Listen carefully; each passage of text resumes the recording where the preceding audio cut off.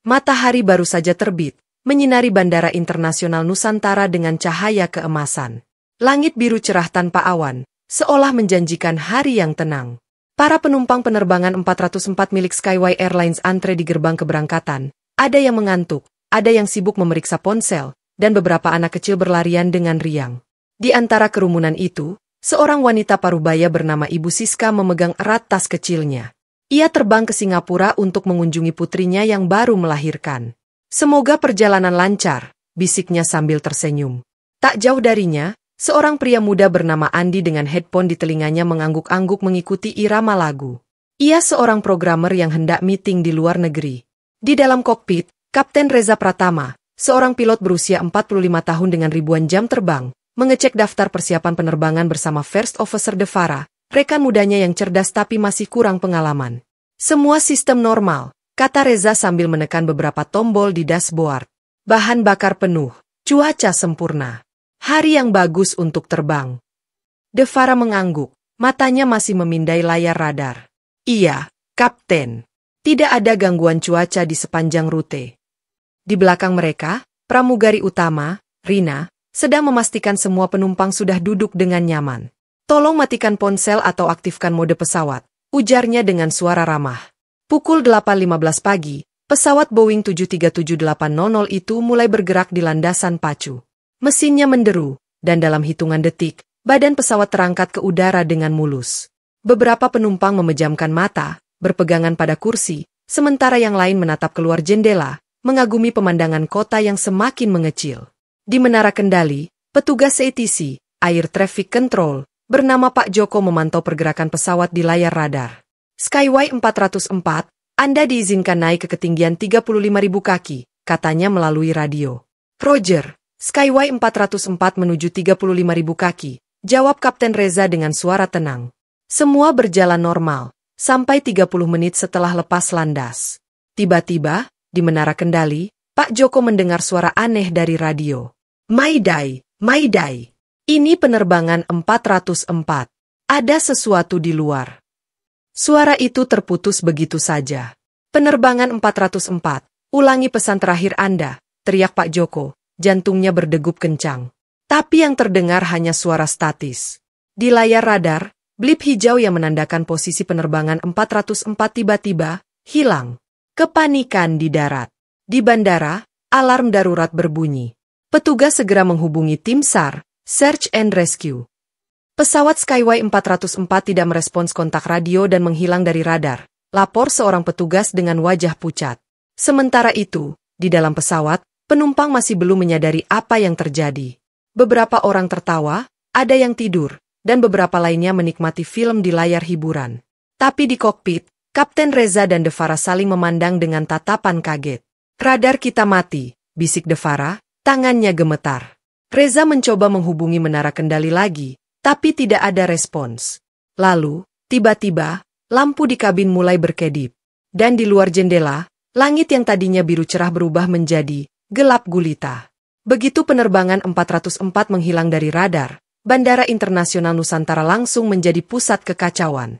Lampu darurat berkedip, suara sirine memecah kesunyian, dan petugas bandara berlarian dengan wajah tegang. Keluarga penumpang yang menunggu di terminal mulai cemas. Ada apa? Kenapa semua panik? Tanya Ibu Tini, yang sedang menunggu saudaranya turun dari pesawat lain. Seorang petugas bandara mencoba menenangkan kerumunan. Mohon tenang, kami sedang memeriksa situasi, ujarnya, meskipun suaranya gemetar. Di ruang ATC, Air Traffic Control, Pak Joko masih terpaku di depan layar radar. Tangannya menekan headset dengan kencang. Skyway 404. Ini Menara Nusantara, apakah Anda mendengar? Ulanginya untuk ke-10 kalinya. Tidak ada jawaban. 3 hari setelah kejadian, pencarian masih terus dilakukan. Kapal-kapal penyelamat dikerahkan ke Laut Jawa, helikopter terbang rendah menyisir wilayah perairan, tapi tidak ada tanda-tanda kecelakaan. Tidak ada serpihan, tidak ada bau bahan bakar, tidak ada apa-apa. Hingga seorang nelayan tua bernama Pak Darwis melapor ke polisi setempat. Aku melihat cahaya merah berkedip di laut tadi malam, katanya dengan mata masih terlihat ketakutan. Cahayanya aneh, seperti lampu pesawat, tapi tidak ada suara mesin. Tim SAR segera menuju koordinat yang diberikan Pak Darwis. Namun, Ketika mereka tiba di lokasi, laut terlihat tenang, tidak ada apa-apa. Tidak mungkin salah koordinat, gumam Kapten Tim SAR, Agus. Laut di sini dalam, tapi tidak ada tanda-tanda pesawat jatuh. Sementara itu, di kantor pusat penyelidikan penerbangan, seorang analis bernama Ardi memeriksa data radar terakhir dari penerbangan 404.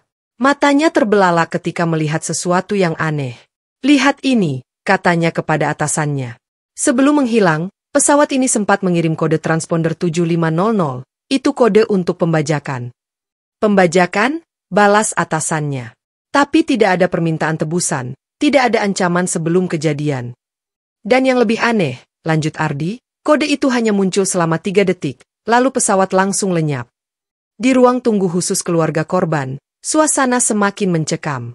Beberapa orang menangis, beberapa masih menolak percaya. "Suamiku pasti masih hidup," bisik istri Kapten Reza dengan mata merah. "Dia pilot terbaik. Dia tidak mungkin hilang begitu saja." Seorang remaja bernama Dika, yang ayahnya adalah pramugara di pesawat itu, duduk termenung sambil memegang foto mereka berdua. "Ayah janji pulang bawa oleh-oleh," ujarnya lirih. Media mulai dipenuhi berita tentang hilangnya penerbangan 404. Beberapa teori liar bermunculan. Kesalahan teknologi, mungkin sistem pesawat error dan jatuh di laut dalam. Pembajakan silent, ada orang dalam yang mengambil alih pesawat tanpa terdeteksi. Fenomena gaib, ada yang menyebut pesawat itu masuk ke dimensi lain. Tapi satu hal yang pasti, tidak ada bukti konkret. Biasanya, dalam kasus kecelakaan pesawat, kotak hitam, black box, akan mengirim sinyal darurat selama 30 hari. Tapi sampai hari ke-7, tidak ada sinyal yang terdeteksi. Seperti pesawat ini lenyap begitu saja dari dunia, gumam seorang teknisi pencari sinyal. Di tengah kebingungan, muncul laporan aneh dari seorang wanita bernama Riani. Ia seharusnya berada di penerbangan 404, tapi membatalkan tiketnya di menit terakhir karena mimpi buruk. "Mimpi itu sangat nyata," katanya kepada polisi. "Aku melihat pesawat itu terbang ke awan hitam, dan semua orang di dalamnya menghilang." Yang lebih menyeramkan, keesokan harinya, Riani mendapat pesan misterius di ponselnya. Sebuah foto kabin pesawat yang kosong, dengan tulisan, "Kami masih di sini," diambil setelah pesawat dinyatakan hilang. 2 minggu setelah hilangnya penerbangan 404, sebuah kapal penelitian laut dalam secara tidak sengaja menemukan benda aneh di dasar Laut Jawa. Itu adalah black box pesawat yang hilang, tergeletak di kedalaman 3.000 meter, sendirian, tanpa bangkai pesawat di sekitarnya. "Tidak mungkin black box terlepas sendiri dari badan pesawat dalam kondisi utuh seperti ini," kata Dr. Adi, ahli penerbangan yang memimpin pemeriksaan. Tangannya gemetar saat membersihkan lumpur dari kotak hitam itu. Di ruang pemeriksaan yang sunyi, para petugas menahan napas saat merekam suara dari black box diputar. Mereka berharap mendengar penjelasan tentang apa yang sebenarnya terjadi. Suara pertama yang terdengar adalah percakapan normal di kokpit.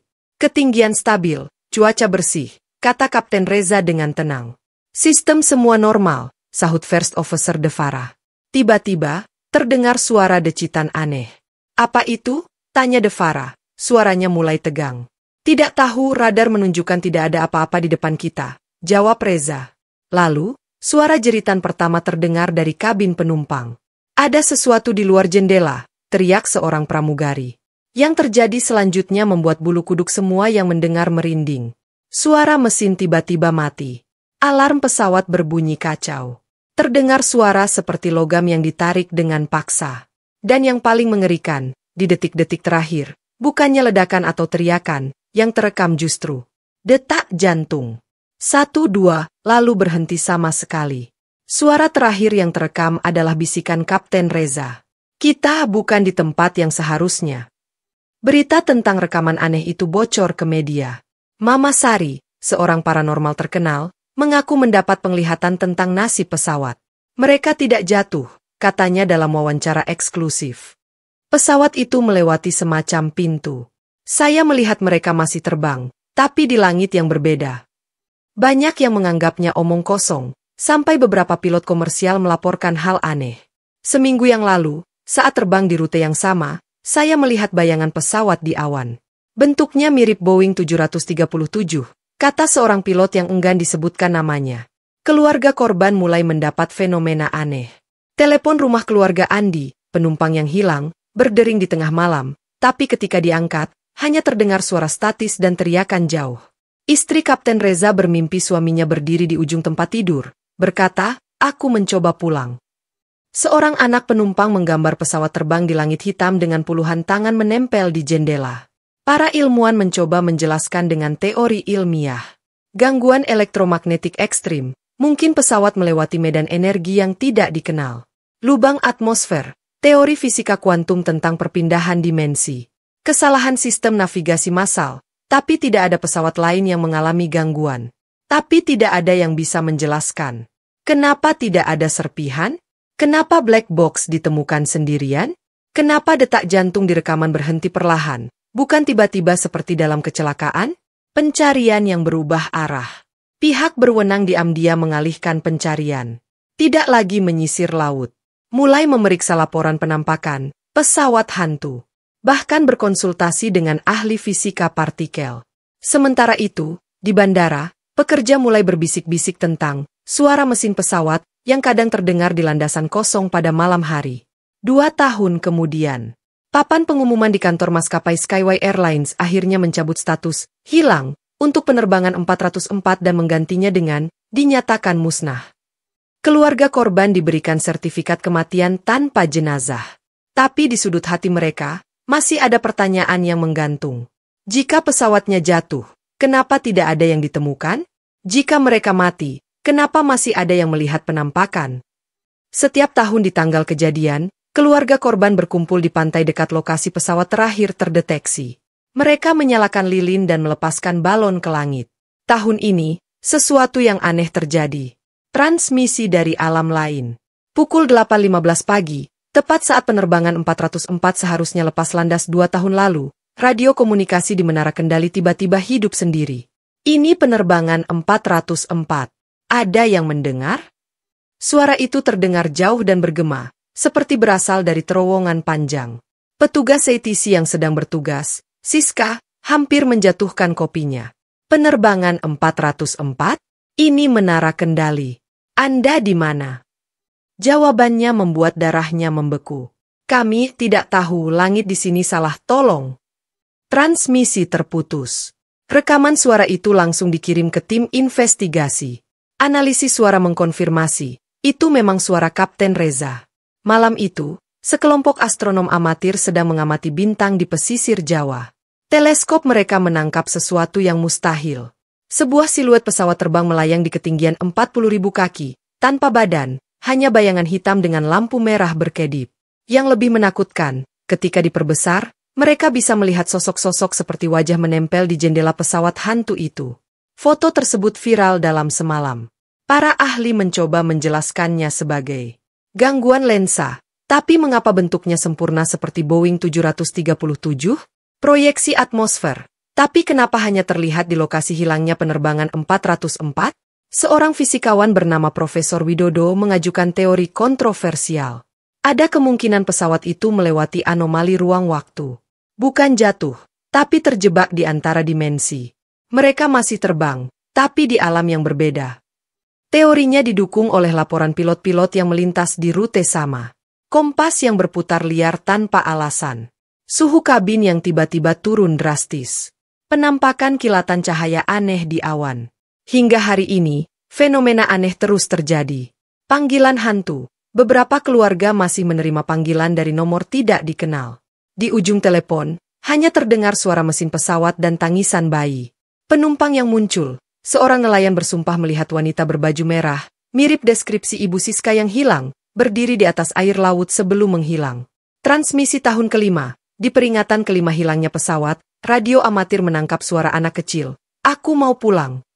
Papan peringatan di bandara tetap berdiri. Tulisan terakhirnya berbunyi.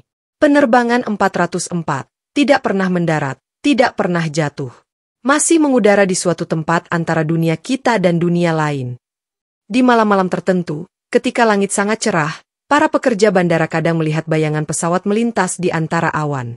Mereka memalingkan muka dan berdoa dalam hati, karena tahu, itu mungkin penerbangan 404 masih berusaha pulang. Tamak.